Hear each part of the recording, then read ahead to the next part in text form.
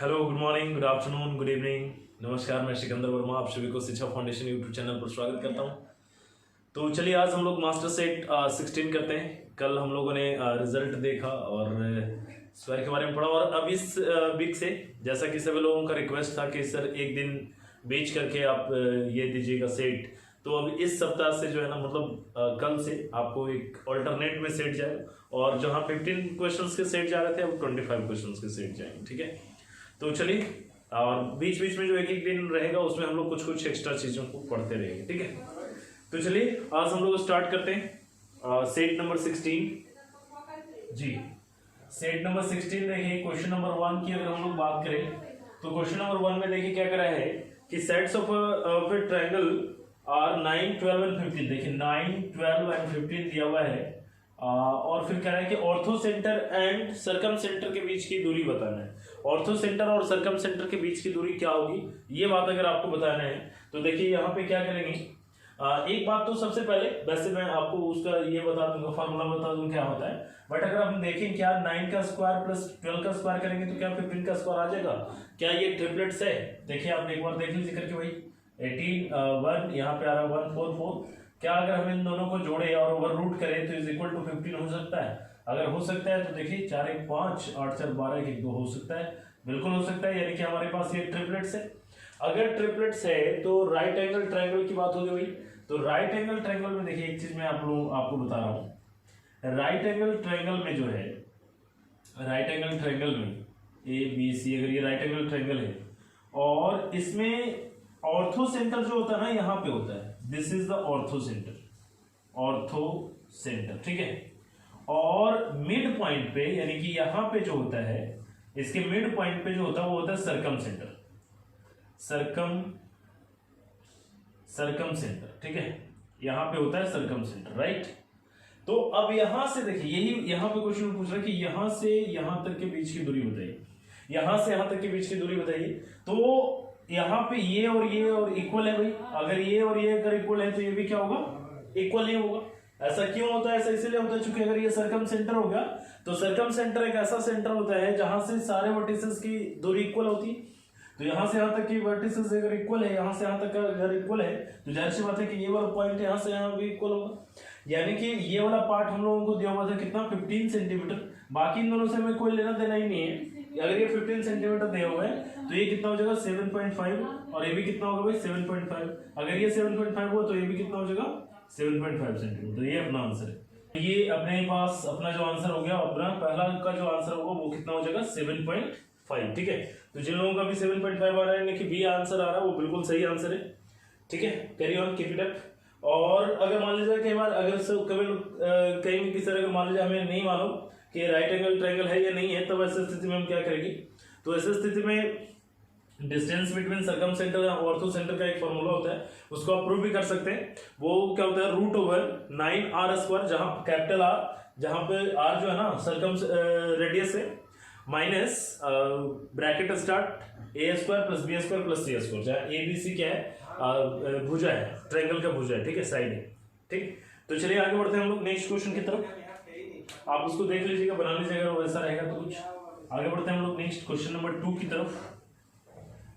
Question number 2 जी देखिए question number 2 में देखिए क्या करा है, करा भाई कि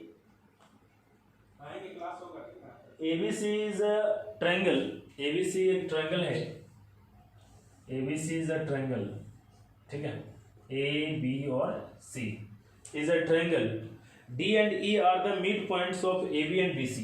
D और E, AB और BC का ये मिड पॉइंट है, ये D है और ये E है भाई। D and E are the midpoint of, right. अब आगे बढ़ रहे हैं, AB and BC and K is any point on C।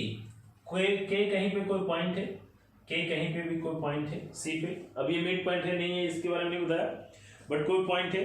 If S and T are the midpoints of AK and KC, S and T, यहाँ पे S है और यहाँ पे T, this is a midpoint। ध्यान दीजिएगा, ये जो है ना यहाँ से यहाँ तक की दूरी इक्वल है और यहाँ से यहाँ तक की दूरी इक्वल है, ये बात ध्यान रखिए। ठीक है, अब यहाँ पे इक्वल है भाई, और इसके बाद आगे फिर क्या करा है, mid points of A K and K C, find D S is to E T, यानी डी एस यहाँ से यहाँ और फिर यहाँ से यहाँ, D S is to E T आपको निकालना है। तो ये निकाल करके लाना है भाई। तो देखिए एक चीज आपको मैं समझा रहा हूँ, बहुत ही आसानी से आप इस बात को समझ सकते हैं। आप क्या करिए कि B से इस K को मिला लेते हैं। अगर B से अगर हम लोगों ने K को मिला लिया, तो अब अगर हम लोग इस ट्रायंगल में देखें BCK में, अगर इस वाले ट्रायंगल को अगर हम छुपा लें BCK में, अगर हम लोग देखें तो this is also the mid point, ये ऑलरेडी बोला हुआ था हमें, ये और ये इक्वल है, ये ऑलरेडी बताया हुआ था, और ये भी इक्वल है, तो ये और ये दोनों क्या है, मिड पॉइंट हो गए। अगर किसी भी ट्रायंगल में, आप याद करिए इस बात को जानते हैं आप, कि अगर किसी भी ट्रायंगल में अगर मिड पॉइंट को अगर हम मिला दें, दोनों को अगर हम मिड पॉइंट मिला दें, तो ये सामने वाला जो साइड होता है उसके पैरेलल और आधा होता है, पैरेलल होता है और आधा होता है, ठीक है। तो पैरेलल और अगर आधा हो जाएगा, तो सपोज करिए कि यहाँ से ये अपने पास यहाँ से यहाँ तक बी के था, तो यहाँ से यहाँ तक क्या हो जाएगा, यानी E T is equal to, हम लोग क्या कर सकते हैं, बी के अपॉन में टू, बी के अपॉन में टू, इसके इस साइड के आधा हो जाएगा। उसी तरीके से अगर हम ट्रायंगल ए बी के में अगर हम लोग देखें, तो ये भी मिड पॉइंट है और ये भी मिड पॉइंट है, तो ये और ये पैरेलल फिर हो गया और इसके आधा ये हो जाएगा, यानी कि D S is equal to क्या हो जाएगा, ये भी क्या होगा, बी के अपॉन में टू। तो देयरफॉर हम लोग क्या कर सकते हैं, बी के अपॉन में टू इज टू बी के अपॉन में टू, कट कर लेंगे तो अपने पास कितना आ रहा है, 1:1, यानी 1:1 जिन लोगों का भी आ रहा है, D S is to E T 1:1 जिन लोगों का भी, यानी ऑप्शन नंबर सी वो बिल्कुल सही आंसर जी। चलिए आगे बढ़ते हैं नेक्स्ट क्वेश्चन की तरफ। क्वेश्चन नंबर 3 देखिए,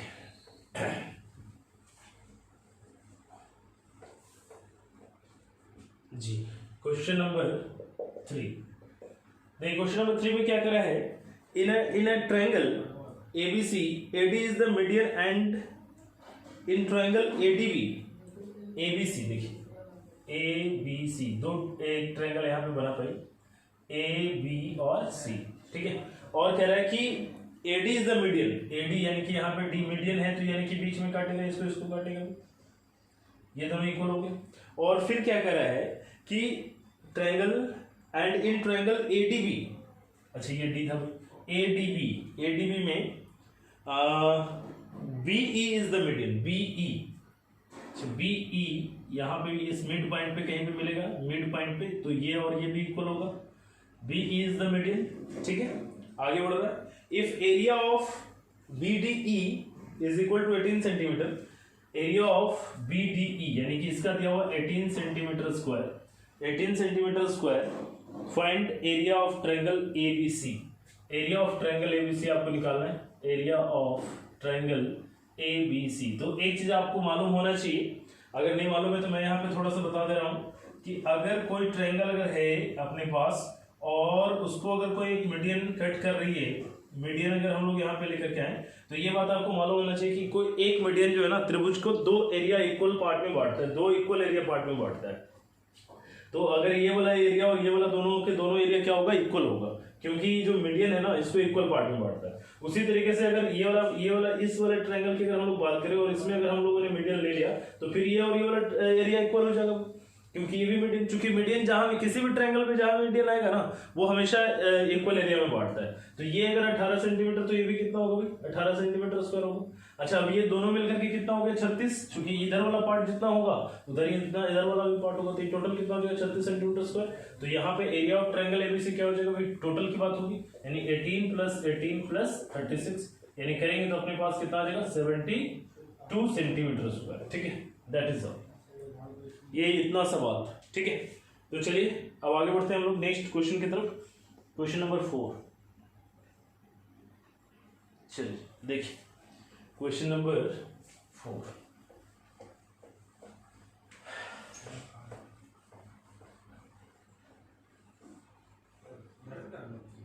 हाँ जी। क्वेश्चन नंबर 4 में देखिए क्या कर रहा है, कह रहा है कि find the equation of the line passing through the point, point अपने पास जो दिया हुआ है, पॉइंट दिया हुआ 2, -3 और and having its slope 5/4, slope जो दिया हुआ है, स्लोप यानी कि ढाल 5/4, ठीक है। तो इक्वेशन ऑफ लाइन अगर एक पॉइंट दिया हुआ और स्लोप अगर दिया हुआ है तो ऐसे स्थिति में जो इक्वेशन ऑफ लाइन होता है वो आपको मालूम होना चाहिए। अगर नहीं मालूम है तो मैं यहाँ पे लिख दे रहा हूँ, ये होता है y minus y one is equal to m into x minus x. ठीक है, ये बात होती है, राइट। तो बाई माइनस बाई वन यानी बाई माइनस बाई वन की जगह पे क्या होगा -3, यानी कि यहाँ पे -3 होगी, is equal to m, m की जगह पे स्लोप, एम को एम से हम लोग स्लोप को जो है ना एम से डिनोट करते हैं, राइट। तो एम इज इक्वल टू यहाँ पे कितना देगा 5/4 into x minus x one कितना है 2। ठीक है, तो जब हम लोग इसको सॉल्व करेंगे तो अपने पास कितना आ जाएगा y plus 3 is equal to 5/4 into x minus 2। इसको सॉल्व करेंगे तो कितना आ जाएगा 4/+12 is equal to 5x minus 10। अब इसको इधर लेकर के चले जाए, उसको उधर लेकर के आ जाए तो अपने पास क्या हो जाएगा भाई, यहाँ पे देखिए क्या हो जाएगा 5x minus 4y is equal to 22। तो देखिए ये अगर ऑप्शन में है 5x minus 4y is equal to 22 अगर आपके ऑप्शन में ऑप्शन नंबर ए, तो ये अपना आंसर है। ठीक है, ये कोऑर्डिनेट ज्योमेट्री का था। आज वाला जो सेट है ना वो बेसिकली एडवांस मैंने इसमें ज़्यादा दिया है। ठीक है, एडवांस और लास्ट में ये है नंबर सीरीज। ठीक है, तो ये चीज़ है। तो होप्स आपको समझ में आया होगा बात। आगे बढ़ते हैं क्वेश्चन नंबर 5 की तरफ। जी देखिए क्वेश्चन नंबर 5,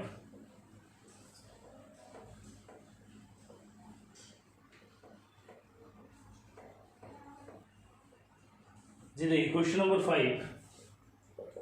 क्वेश्चन नंबर 5 में क्या कह रहा है कि ABCD is a quadrilateral inscribed in a circle with centre O। ABCD एक क्वाड्रिलेटरल है जो एक सर्कल में इंस्क्राइब्ड है।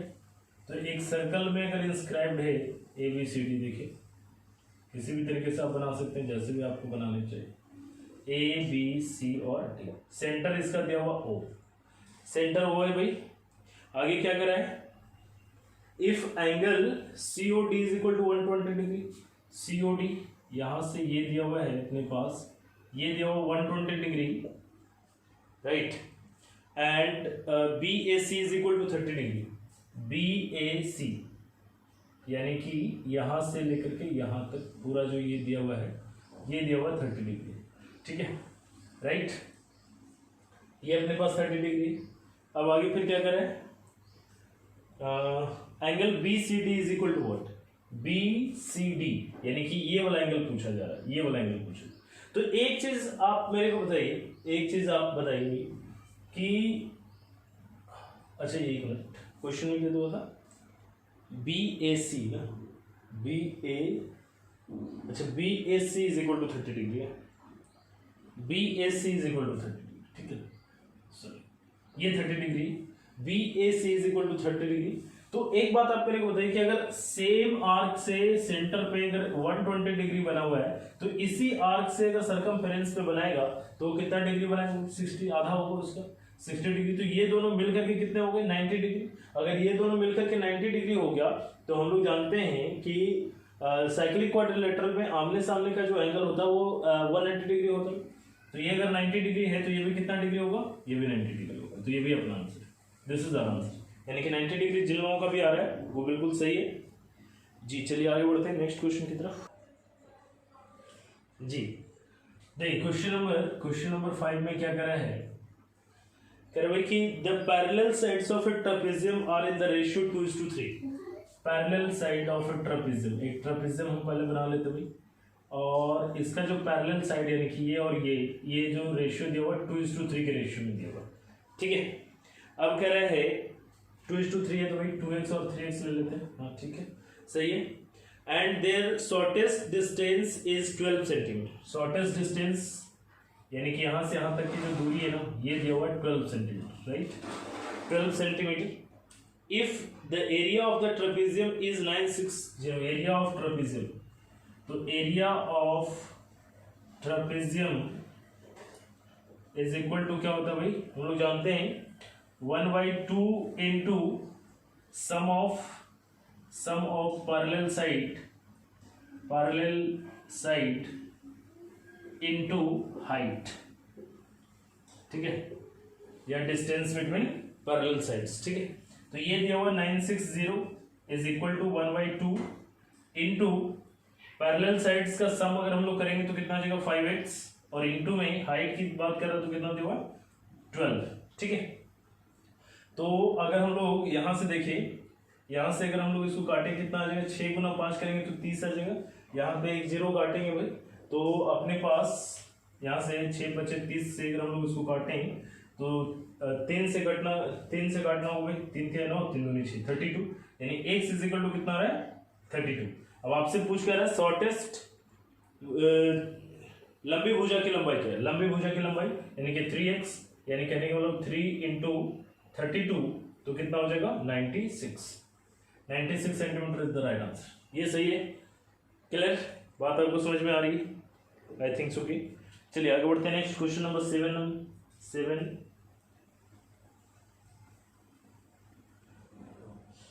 चलिए देखिए क्वेश्चन नंबर, अच्छा ये क्वेश्चन नंबर क्या था, क्वेश्चन नंबर 6 था ना।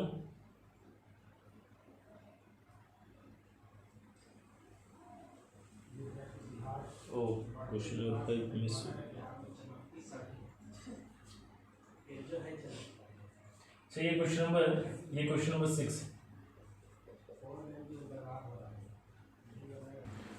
चलो देखिए क्वेश्चन नंबर 7। क्वेश्चन नंबर 7 में देखिए क्या कर रहा है कि 2 chords AB and CD of length 6 and 8 centimetre respectively are opposite side of the centre. दो सर्कल, एक सर्कल है और इसके अपोजिट साइड में एक 6 सेंटीमीटर और एक 8 सेंटीमीटर, ये 6 सेंटीमीटर ये 8 सेंटीमीटर का है कोड है। और फिर क्या कर रहा है opposite side of the centre, find the distance between codes if the diameter of circle is 10 centimetre. अगर डायमीटर यानी कि यहाँ से यहाँ तक की जो दूरी दिया हुआ है ये दिया हुआ 10 सेंटीमीटर, तो अब आपको बताना है कि यहाँ से यहाँ तक की जो दूरी होगी ना ये क्या होगा। तो एक चीज आप देखिए बहुत ही आसान है, यहाँ से अगर यहाँ तक की दूरी अगर हमको चाहिए तो ये 5 सेंटीमीटर होगी, और यहाँ से चूंकि ये जब भी होता है तो 90 डिग्री का वो बनाता है रेडियस, अगर इस पे आता तो यहाँ पे देखिए यहाँ पे क्या होगा, ये अपने पास कितना हो जाएगा, ये हो जाएगा 4 सेंटीमीटर, और यहाँ पे ये भी कितना होगा, ये हो जाएगा 3 सेंटीमीटर। तो यहाँ से देखिए अगर आप यहाँ पे करेंगे तो ये कितना आ जाएगा, ये 4 है 5 है तो ये कितना हो जाएगा 3, और ये 3 है और ये 5 है तो ये कितना हो जाएगा 4, यानी कि यहाँ से यहाँ तक की जो दूरी अगर आपको निकालना हो है ना, हमने अच्छा नाम लेते हैं ए बी और सी डी। ठीक है, ए बी और सी डी, और ये हम लोगों ने ओ ले लिया, और यहाँ पे कुछ ले लीजिए के और यहाँ पे पी, तो ओ पी प्लस ओ के इज इक्वल टू कितना हो जाएगा 7 सेंटीमीटर। ये अपना आंसर है, ये पूछा जा रहा था। ठीक है, चलिए आगे बढ़ते हैं, बहुत ही आसान सा क्वेश्चन है। आगे बढ़ते हैं क्वेश्चन नंबर 8।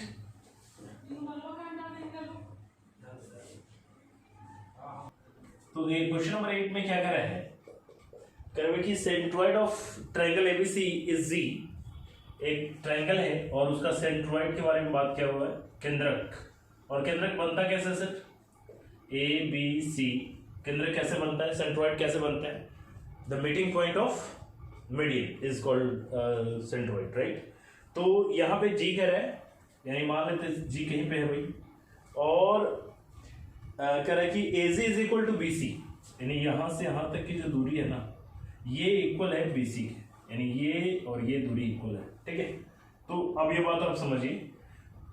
अब कह रहा है कि बीजीसी बताइए, एंगल बीजीसी बताना है। तो अगर एंगल हम लोग ये वाला अगर हम लोग लेते हैं, ये वाला अगर हम लोग लेते हैं, तो अब आप देखिए ध्यान दीजिए क्या होगा। अगर हम इसी पार्ट को, ये जो एजी आ रहा था, अगर हम इसी को आगे बढ़ा दें, इसी लाइन को, सेम लाइन को अगर हम आगे बढ़ाएं, तो क्या ये वाला जो है, ये जो लाइन जाकर के आगे मिलेगा, ये कोई पॉइंट अगर के है तो ये जो पॉइंट जाकर के मिलेगा तो ये और ये इक्वल होगा भाई, और ये टोटल जो है ना इस पार्ट के इक्वल है। और हम लोग जानते हैं ये जो होता है ना 2:1 के रेशियो में होता है, 2:1 के रेशियो में। अगर ये 1 हुआ तो ये 2 होगा, अगर ये 2 हुआ तो ये पूरा 2 होगा भाई, अगर ये 2 हुआ तो ये भी 1 और ये भी 1, यानी कि ये और ये इक्वल हो जाएगा। पहले तो ये पूरा यहाँ से यहाँ तक B C is equal to A G दिया होता, A G is equal to B C दिया हुआ, एक तो ये बात होगा। लेकिन जैसे ही ये बात होगा तो हम लोग ये बात कह सकते हैं कि ये और ये इक्वल हो जाएगा, क्या ठीक है। अगर ये और ये अगर इक्वल होगा तो ये और ये भी इक्वल होगा। तो हम इसके सामने का जो एंगल है, इसके सामने का एंगल ये है थीटा, थीटा अगर ये है तो ये भी क्या होगा भाई, या थीटा 1 दे दी, उधर वाला को थीटा 2 ले लेंगे तो ये भी थीटा 1 होगा। ठीक है। और फिर अगर इस वाले साइड के सामने ये वाला एंगल है और इस वाले साइड के सामने ये एंगल है तो ये भी इक्वल होगा। अगर ये θ2 है तो ये भी θ2 होगा। और हम लोग क्या जानते हैं कि एक ट्रायंगल में तीनों कोणों का योग कितना होता है 180 डिग्री, यानी कि θ1 plus θ1 plus θ2 plus θ2 is equal to कितना हो जाएगा 180 डिग्री। तो आप क्या कर सकते हैं 2θ1 plus θ2 is equal to 180 degree. तो θ1 प्लस θ2 इज इक्वल टू कितना हो जाएगा 90 डिग्री, यानी कि θ1 प्लस θ2 ही हमको चाहिए था। तो ये कितने डिग्री आ रहा है 90 डिग्री। तो ये अपना आंसर है, this is our answer, this is 90 degree. जिन लोगों का भी 90 डिग्री आ रहा है वो बिल्कुल सही आंसर है, जिन लोगों का भी 90 डिग्री आ रहा है वो बिल्कुल सही, यानी कि option number B is the right answer. जी चलिए आगे बढ़ते हैं नेक्स्ट क्वेश्चन की तरफ। Question number 9।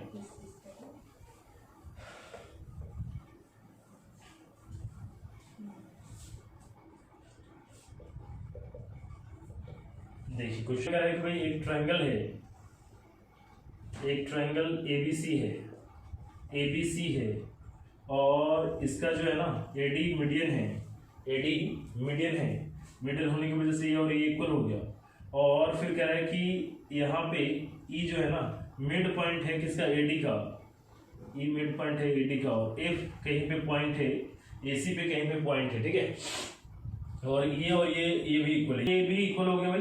तो अब यहाँ पे कह रहा है आगे जो कह रहे हैं फिर क्या बोला भाई कि आप बताइए E and E is the mid point of AD, then F is to F C निकालना है, यानी कि यहाँ से यहाँ तक की जो दूरी है ना ये निकालना है।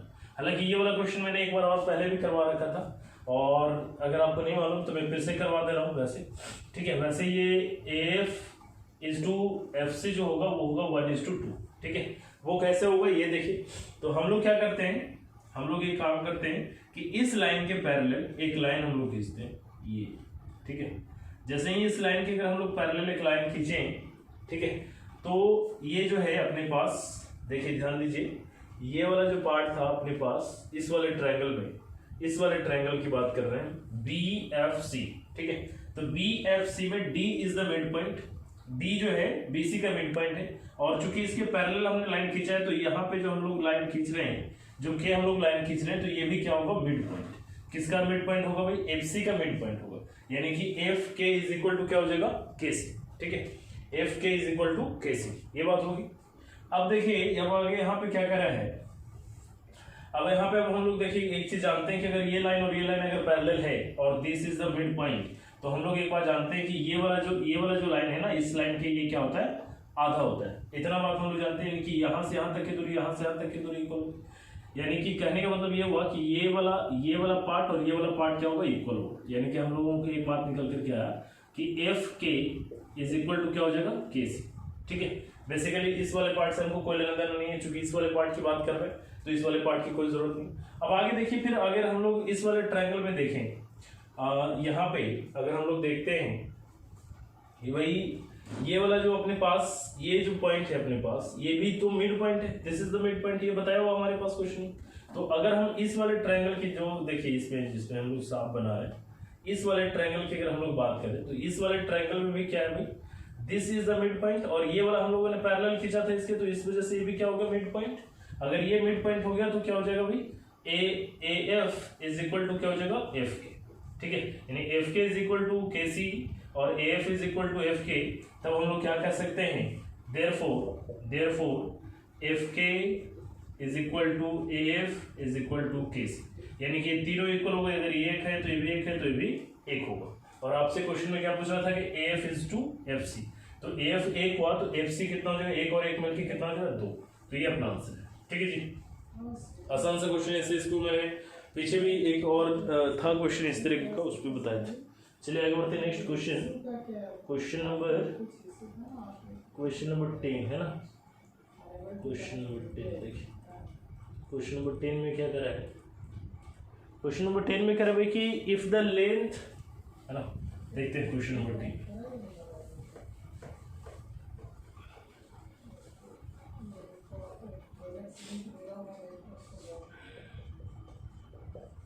Question number 10.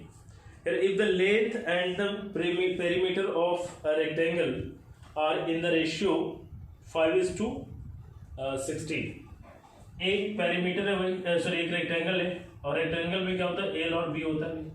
और लेंथ और पेरीमीटर, तो लेंथ हमारे पास एल होगा, इज टू पेरीमीटर क्या होगा 2 इंटू एल प्लस बी।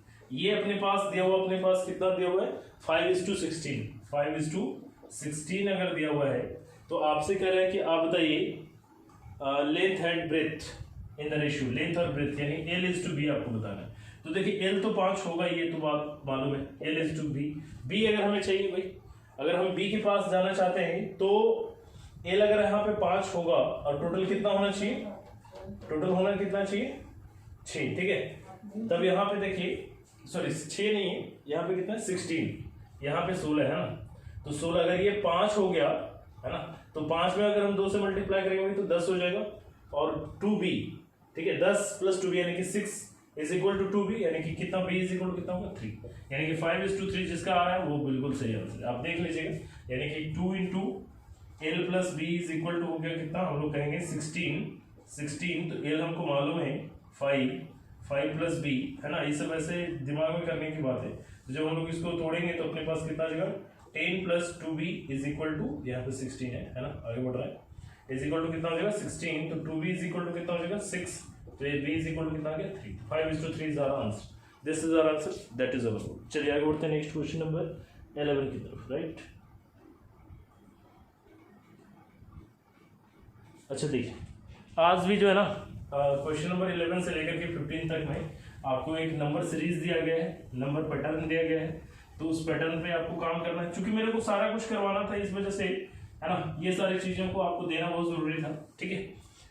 चूंकि सारा सेट का मतलब ही होता है कि पूरा चीज़ होना चाहिए। तो भाई क्वेश्चन नंबर 11 देखिए, क्वेश्चन नंबर 11 कह रहा 5, 45, 405, पहले 5 दिया हुआ है, फिर 45 दिया हुआ है, फिर 405 है, और फिर कितना दिया हुआ भाई, उसके बाद दिया हुआ है 3645, 3645, राइट। तो अब यहाँ पे देखते हैं क्या अगला नेक्स्ट जो होगा, नेक्स्ट पार्ट क्या होगा ये बताना है। तो यहाँ पे तो देख रहे हैं भाई कितना से मल्टीप्लाई हो रहा है, यहाँ पे 9 से मल्टीप्लाई हो रहा है, क्या ये भी 9 से मल्टीप्लाई हो रहा है, तो देखते हैं 9 5 45, या उतना भी छोड़िए, 9 से मल्टीप्लाई करने के लिए क्या कहा था, इसको 0 बैठाइए और उसी को घटा दीजिए, तो 405 में से अगर 45 घटाएंगे 405 आ जाएगा, ये बिल्कुल सही है। यहाँ भी 9 से भाई 9 से मल्टीप्लाई है, एक 0 बैठाया यानी कि 40 50 आ गया, और 40 50 में से अगर हम 405 घटा देंगे तो 3645। अब अगर हमको इसमें क्या करना है 9 से मल्टीप्लाई करना है, तो 9 से मल्टीप्लाई के लिए यही बताया था मैंने कि आप क्या करेंगे कि 3645 और उसमें एक 0 बैठाएंगे और उसमें से ही आपको क्या करना है 3645 को ही माइनस कर लेना है। तो यहाँ पे माइनस करेंगे तो अपने पास कितना आ जाएगा भाई 10 में से 5 के 5, और फिर ये 4 में से 0 4 गया 0, फिर ये इतना यहाँ पे हो जाएगा अपने पास 14 में से 6 जाएगा 8, और ये हो जाएगा 5 में से 3 गया 2, और यहाँ पे कितना हो जाएगा 32,805। अगर 32,805 अगर आपका आंसर आ रहा है ऑप्शन नंबर ए, तो वो बिल्कुल सही आंसर है जी। तो बहुत आसान सा क्वेश्चन था 11 नंबर। क्वेश्चन नंबर 12 में देखते हैं जी। क्वेश्चन नंबर 12 देखिए, क्वेश्चन नंबर 12 में क्या कह रहा है, कह रहा है कि 11 24 50, 11 24 50 102 206, 102 206, और फिर क्या है वॉट, ठीक है। 11 24 50 102 206 और वॉट।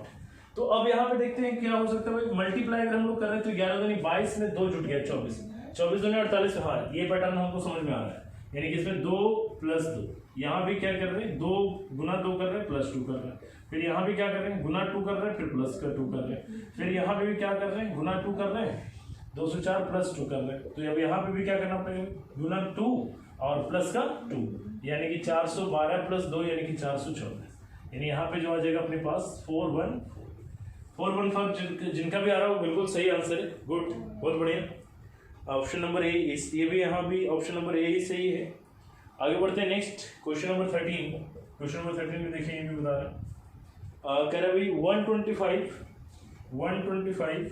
वाट, यहाँ पे वाट दिया है 343, फिर कॉमा चलेंगे, आगे बढ़ रहे हैं 512 729 512 729 और फिर क्या दिख रहा है भाई 1000 है ना 1000। तो देखिए ये इतना सारा इतना बड़ा जो लंबा चीजें जा रही है ना, इसको और थोड़ा सीधा लिख लेते हैं 729 और 1000, ठीक है। तो अब यहाँ पे देखिए बहुत ही आसान सी बात है, इसमें ज़्यादा टेंशन की बात नहीं है। इसमें क्या है ना, एक बात आपको समझना है कि सर यहाँ पे 125 है, यहाँ 343 देख करके लग रहा है कि क्यूब है। वैसे हम लोगों को कम से कम 125, 343, 512, 729 और 1000 तक तो क्यूब याद ही रहता है, और याद नहीं है तो कर भी लेना है। ये बात भी आप ये ध्यान रखिए, जो लोगों को नहीं याद है तो वो उनको याद कर लेना है। तो भाई ये किसका क्यूब है 5 का क्यूब, और ये किसका क्यूब है 7 का क्यूब है, तो बीच में किसका क्यूब बच रहा है 6 का, यानी कि 216। क्या ये सब क्वेश्चन बनाने लायक जी। चलिए आगे बढ़ते हैं। क्वेश्चन नंबर ये हो गया अपने पास 13 14 की तरफ। चलिए क्वेश्चन नंबर 14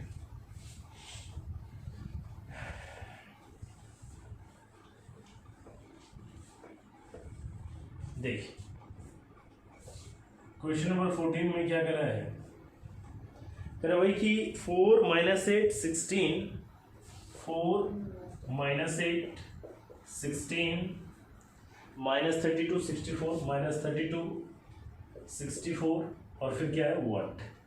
तो अब एक बात तो समझ में आ रहा है कि सर यहाँ पे प्लस है या माइनस है, फिर प्लस है फिर माइनस है फिर प्लस है, तो अगली बार तो माइनस वाला आंसर आएगा, इसमें नो डाउट। और एक ही आंसर में दिया माइनस वाला आंसर, और एक एनओटी भी दे दिया है, इसलिए थोड़ा सा चांसेस गड़बड़ा रहा है, but most of the chances जो एक दिया हुआ है वही आंसर है। वैसे आप यहाँ पे देखिए कितना मल्टीप्लाई हो रहा है, 2 यहाँ भी 2 यहाँ भी 2 यहाँ, तो इसका मतलब है कि अगर हम इसमें -2 से मल्टीप्लाई करें तो आ जाएगा, यहाँ पे भी अगर हम -2 से मल्टीप्लाई कर दें तो आ जाएगा, यानी कि -2 से मल्टीप्लाई हो रहा है, तो -2 से अगर हम मल्टीप्लाई करेंगे तो यहाँ पे अगर -2 से मल्टीप्लाई करेंगे तो कितना आ जाएगा अपने पास 128 -1। जिन लोगों का भी -128 यानी कि इसका भी ऑप्शन नंबर है ए भाई, क्या बात। चलिए अच्छी बात है। नेक्स्ट क्वेश्चन नंबर 15 की तरफ। चलिए क्वेश्चन नंबर 15 को देखते हैं।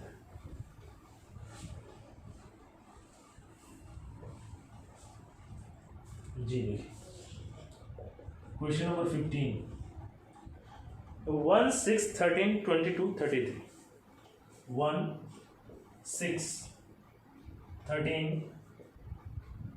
22 और अपने पास कितना देगा 33।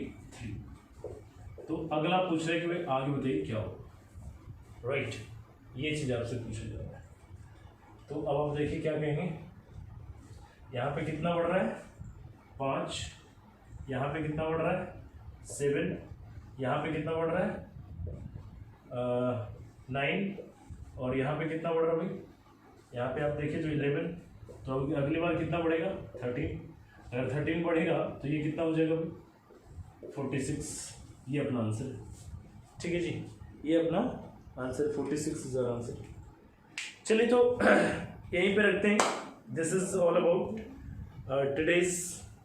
और मैं लास्ट में अब एक बात कहना चाह रहा हूँ, चूंकि कल जो है ना, कल रिजल्ट आया था वो सेट नंबर 1 से लेकर के फिर सेट नंबर 10 तक, और फिर देखिए हम लोग आज 16 नंबर सेट कर लिए हैं, तो 4 सेट और बचा हुआ, फिर 4 सेट के बाद फिर से मैं रिजल्ट दूंगा, यानी कि हर एक 10 सेट पे मैं रिजल्ट दे रहा हूँ। लेकिन इसमें एक चीज आप लोगों को थोड़ा सा ये कर रहा हूँ, मैं समझा रहा हूँ कि भाई एक बात का ध्यान रखिए कि आप ईमानदार बने रहिए। और वैसे मुझे मालूम है कि आप ईमानदार हैं, और किसी को इस बात से ये नहीं होना चाहिए कि सर उसका ऐसा कैसे हो सकता है वैसे कैसे हो सकता है। देखिए अभी जो मैं टेस्ट ले रहा हूँ this is a virtual test, ये कोई मैं सामने तो खड़ा होकर के ले नहीं रहा हूँ। सामने भाई आप कॉपी नहीं निकालेंगे, आप ये नहीं करेंगे तो आप वो नहीं करेंगे, बहुत सारे रिस्ट्रिक्शंस होते हैं।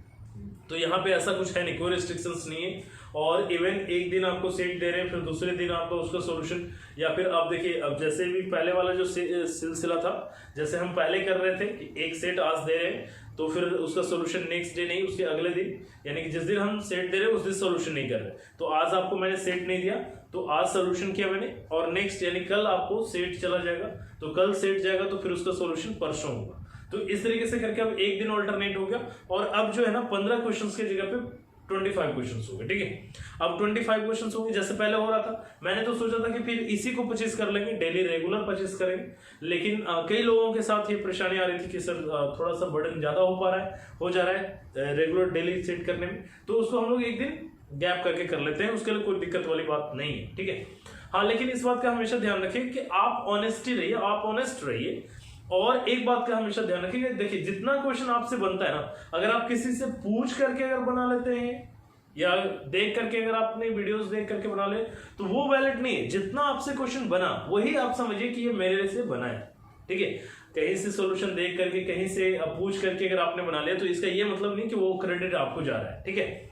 तो जब कभी भी आप रिजल्ट बनाएंगे तो आप इस तरीके से रिजल्ट बनाएंगे कि जितना क्वेश्चन आपसे बना है, ठीक है, आप उतना ही आप करिए, ठीक है ना, ये चीज। और बहुत जल्द मैं वो टाइम सेट करके, वो एक टेलीग्राम पे होता है क्यूज बोर्ड करके आता है, तो उस पर भी मैं बहुत जल्दी उस पर थोड़ा सा वो ये कुछ रिस्ट्रिक्शन है कि आप इतना ही वर्ड टाइप कर सकते हैं, उतना ही कर सकते हैं।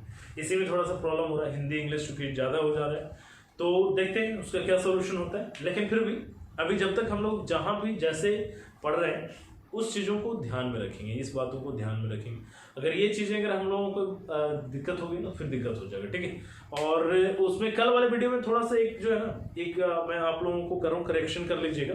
वो थोड़ा सा दिक्कत क्या हो गया था ना कि 6 और 1 यानी कि 4 का जो स्क्वायर था, 4 का जो स्क्वायर है और इसका जो स्क्वायर होता है 16, और इसका डिजिटल सम जो होगा वो 7 होगा, बट बाय मिस्टेक 5 लिखा गया। अब चूंकि होता क्या है ना कि अब वीडियो के सामने यहाँ पे कोई और है नहीं, तो हम ही लिख रहे हैं, अगर कहीं बाय मिस्टेक अगर लिख दिए तो लिख दिए। अब वो दोबारा फिर जब तक हम उसको बढ़ करके बैठ करके चेक नहीं करेंगे तो फिर वो नहीं होगा, ठीक है। और इसीलिए कभी कभी हो सकता है वो दिमाग से मिस कर गया, वो छूट गया तो अलग बात है। लेकिन अगर कोई यहाँ पे सामने अगर होता, जैसे क्लासरूम में कोई होता, तो हमें उसको तुरंत ये क्लियर कर देता हूँ कि हाँ भाई कहाँ पे कोई गड़बड़ी। तो अगर जो चीजें हैं ना उसको आप क्लियर थोड़ा सा कर लीजिएगा। डिजिटल सम वाला में वहाँ पे 5 भी 5 जो मैंने लिखा था 5 डिजिटल सम होगा, 5 डिजिटल सम नहीं आएगा, 5 डिजिटल सम नहीं आएगा किसी का भी, किसी भी स्क्वायर का जो है ना, जो परफेक्ट स्क्वायर होगा उसका 5 डिजिटल सम नहीं आएगा, ठीक है। तो इसको एक करेक्शन कर लीजिएगा। और चलिए, तो बस इतना ही है, और फिर हम लोग मिलते हैं नेक्स्ट क्लास में।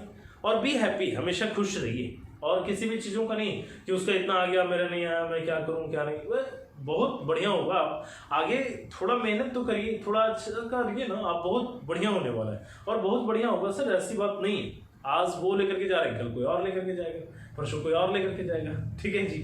हाँ, तो इसलिए आपको नाराज नहीं होना है और निराश भी नहीं होना है, दोनों बात है। न तो नाराज होना और न ही निराश होना है, ठीक है। और न ही किसी को एलिगेट करना, किसी को एलिगेशन भी नहीं लगाना, किसी को दोष नहीं बढ़ाना, ठीक है। तो चलिए, आज की क्लास यहीं पे समाप्त करते हैं, फिर मिलते हैं हम लोग नेक्स्ट क्लास में। तब तक के लिए bye, have a nice day, good night.